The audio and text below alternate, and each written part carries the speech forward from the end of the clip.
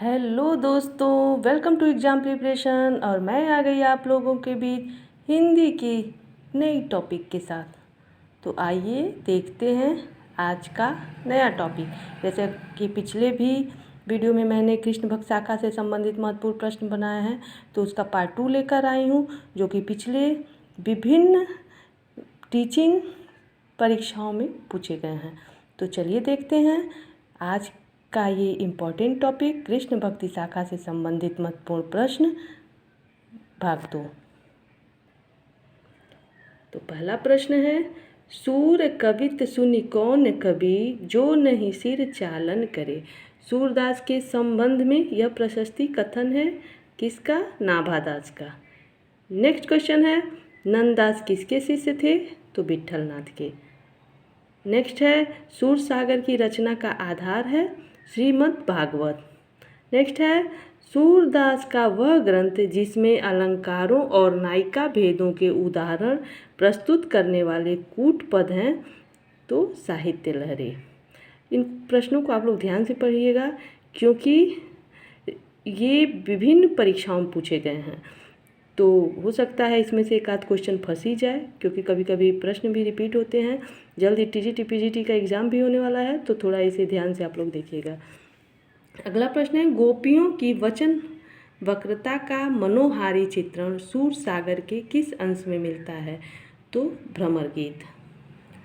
Next है, जिस प्रकार स्वामी रामानंद जी ने विष्णु के अवतार राम की उपासना पर जोर दिया, उसी प्रकार कृष्ण को लेकर जनता को रसमग्न किया।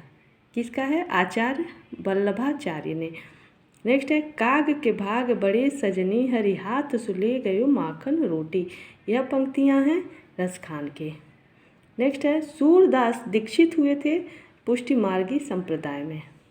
नेक्स्ट है, सूरदास ने श्रीमद्भागवत के किस स्कंध को आधार बनाया? तो दशम स्कंध। नेक्स्ट है, अकबर के बुलाने पर फतेहपुर सीकरी गया था संत कुंभन दास। कौन सा संत था? कुंभन दास। इनका बहुत फेमस पंक्ति है। अकबर के सामने ये बोले थे कि संतन को कहाँ सीकरी जुकाम, ऐसे ही कुछ था, याद नहीं आ रहा है, आप लोग देख लीजिएगा इसको। आवत जात पनहिया डोले, और कुछ और भी आगे था। नेक्स्ट है, कर्म योग पुण्य ज्ञान उपासन सब ही भ्रम भरमायो। इस काव्य पंक्ति के रचनाकार हैं सूरदास जी। नेक्स्ट है, किशनगढ़ के भक्त कवि महाराज सावंत सिंह साहित्य के क्षेत्र में जाने जाते हैं नागरीदास नाम से। सूरदास के सूर सागर का सबसे मर्म स्पर्शी और वाग वैदग्ध्यपूर्ण अंश है भ्रमर गीत। नेक्स्ट है, काहे को गोपीनाथ कहावत। इस पंक्ति में व्यक्त भाव है उपालंब। नेक्स्ट है, भ्रमर गीत सूर सागर के भीतर का एक सार तत्व है। भ्रमर गीत सूर सागर के भीतर का एक सार तत्व है। यह कथन है रामचंद्र शुक्ल का। नेक्स्ट है, जहाँ बैठावे तितही बैठूं, बेचे तो बिक जाऊं। इस पंक्ति में मीरा का व्यक्त भाव है समर्पण। भ्रमर गीत में भ्रमर का प्रतीक है उद्धव। नेक्स्ट है, शुद्धाद्वैतवाद पर दर्शन के प्रवर्तक आचार्य का नाम है वल्लभाचार्य। नेक्स्ट है, नंददास का पर्याय कोश ग्रंथ है अनेकार्थ मंजरी। नेक्स्ट है, मेरे नैना बिरह की बेल बई।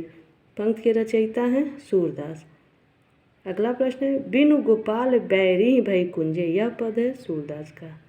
दोनों देखिए, मेरे नैना बिरह की बेल बई, ये भी सूरदास का। बिनु गोपाल बैरीन भई कुंजे, यह भी पद है सूरदास का। भ्रमर गीत सार के पदों में श्लेष और यमक अलंकार पाए जाते हैं किसके? कूट पद के। श्रृंगार रस का उपालंब काव्य है भ्रमर गीत। नेक्स्ट है, हरदासी संप्रदाय के राधा कृष्ण हैं लोक निरपक्ष। वल्लभाचार्य जिस संप्रदाय के आचार्य हैं, उस संप्रदाय के प्रवर्तक हैं रुद्र। नेक्स्ट है, स्नेह लीला के रचयिता हैं विष्णुदास। नेक्स्ट है, 84 वैष्णवों की वार्ता का संबंध है पल्लव संप्रदाय से। उर्मे माखन चोर गड़े, अब कैसे हूँ निकसती नहीं, उद्धव तिरछे हैं जू अड़े। यह पंक्तियाँ किसकी है? सूरदास की। ये थोड़ा पंक्तियाँ आप लोग ध्यान से देखिएगा, क्योंकि अक्सर पंक्ति में सब लोग कन्फ्यूज हो जाते हैं। रास पंचाध्यायी लिखी गई है रोला छंद में। वल्लभाचार्य का वेदांत सूत्र पर लिखा गया प्रसिद्ध ग्रंथ है अरुभाष्य। साहित्य लहरी की विषय वस्तु है नायिका भेद। महाप्रभु वल्लभाचार्य के शिष्यों का वृत्तांत किस ग्रंथ में है? तो 84 वैष्णव की वार्ता। नेक्स्ट है, अष्टछाप के कवियों में प्रथम नियुक्त कीर्तनकार कवि थे कुंभन दास। अगला है, वह कवि जिसने सूर सागर के पदों का भावानुसरण करते हुए कृष्ण के जीवन का चित्रण किया है। कौन है? ब्रजवासी दास। उज्ज्वल नीलमणि के रचयिता हैं रूप गोस्वामी। जुगलमान चरित नामक ग्रंथ के लेखक हैं कृष्णदास। 84 वैष्णव की वार्ता और 252 वैष्णव की वार्ता मूल रूप से है जीवन वृत्त। मतलब ये किसके बारे में लिखी गई है उसको बताया है कि ये मूल रूप से जीवन वृत्त है। 84 वैष्णव की वार्ता और 252 वैष्णव की वार्ता। विट्ठल नाथ ने वल्लभ संप्रदाय में किस तरह की पूजा पद्धति का समावेश किया? तो युगलोपासना। जैसे सबका अपना अलग अलग था, तो वल्लभ संप्रदाय में युगलोपासना जिसमें राधा कृष्ण का होता है तो उनका किया। तो फिर आज के लिए इतना ही। फिर हम कल नए टॉपिक के साथ आएंगे, नए वीडियो के साथ आएंगे। आप लोग मेरे चैनल पे बने रहिए, मेरे वीडियो को शुरू से लेके अंत तक देखिए, और अगर पसंद आए तो लाइक, सब्सक्राइब और शेयर कीजिए। Thank you.